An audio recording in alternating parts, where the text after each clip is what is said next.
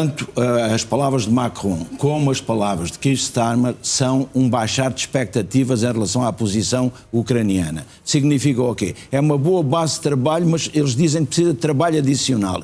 E o trabalho adicional prende-se essencialmente com dois elementos. Primeiro de tudo, as cedências territoriais. Segundo, a questão do o número que o exército ucraniano, o número de efetivos com o qual poderá contar. Há depois mais dois elementos que a posição europeia relativiza completamente e diz que, atenção, a questão que diz respeito à União Europeia e que diz respeito à NATO é para ser tratado com essas organizações e não neste âmbito. Mas se repararmos bem, Débora, este é o modelo que desta reunião agora na Suíça, em Genebra, é o modelo seguido onde? Em Gaza, em que acontece o quê? Pela primeira vez nós vamos ter russos e vamos ter ucranianos, e vamos ter os intermediários. O problema é quem são os intermediários do lado norte-americano. É que os intermediários do lado norte-americano são Marco Rubio e Steve Witkoff. E Marco Rubio é muito duro. E o que é que acontece? Eu já tinha dito várias vezes que a posição que a mim me diria mais seria a posição de Keir Starmer. Porquê? Porque o Reino Unido, por norma, alinha com todas as posições com os Estados Unidos.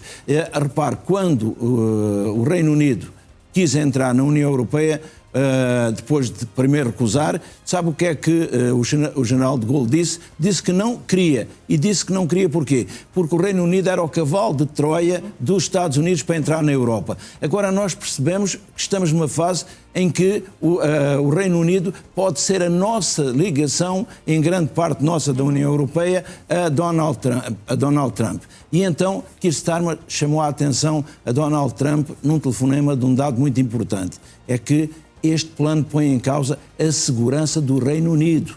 E quando já toca a outros... Quando tocou no Reino Unido, imediatamente, o que é que assistimos? Assistimos a Donald Trump dizer: esta não é a proposta final. Gostava mesmo de lhe questionar o porquê desta marcha atrás do presidente norte-americano. Há uns dias era um ultimato, era para decidir até quinta-feira. Bem, hoje diz que já não é a opção final. Está tudo tratado a nível da diplomacia. Keir Starmer é aqui a peça-chave. Que desbloqueou este nó. Desbloqueou e disse o quê? É preciso que a posição russa também faça cedências e também tenha de abandonar aquelas que são as suas posições maximalistas. E o que é que Donald Trump diz? Estou disponível para concessões. Aliás, antes ainda desta declaração, ela fez uma outra declaração, disse: se as negociações estiverem a correr bem, pode haver uma prorrogação.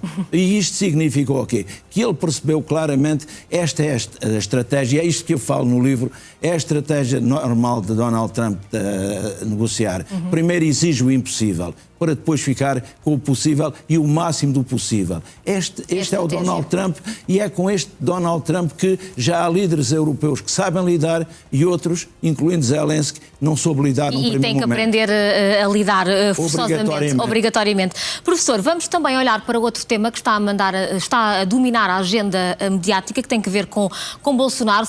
Sabemos mais pormenores sobre esta que para a Justiça poderia ter sido uma tentativa de fuga do antigo presidente brasileiro, mas isto abre aqui uma guerra também quanto à sucessão de Bolsonaro. No próximo ano o Brasil vai também a eleições.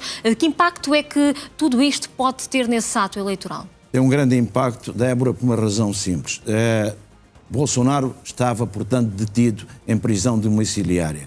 E o que acontece é que Alexandre de Moraes disse, com o apoio da Procuradoria-Geral da República, que havia o perigo de fuga, porque ele tinha tentado violar, portanto, partir a sua pulseira eletrónica e que estava apenas a 13 quilómetros da Embaixada dos Estados Unidos, sabendo que os Estados Unidos, repara o que é que Trump disse: é uma pena.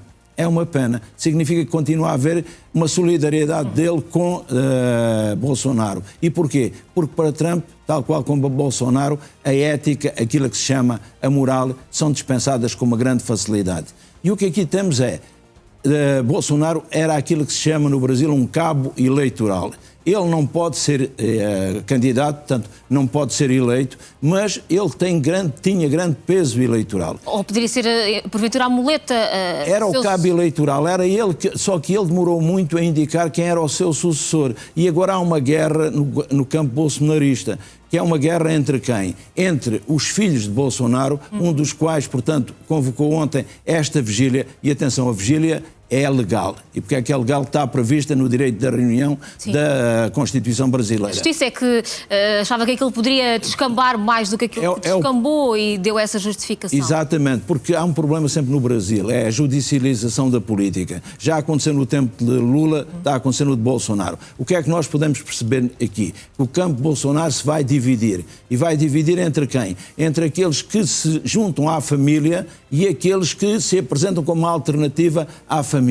E o que é evidente que Bolsonaro, passando a sua prisão preventiva, fica muito limitado no acesso à comunicação social e à reunião com as personalidades que ele poderia influenciar. Há aqui um erro político de Bolsonaro.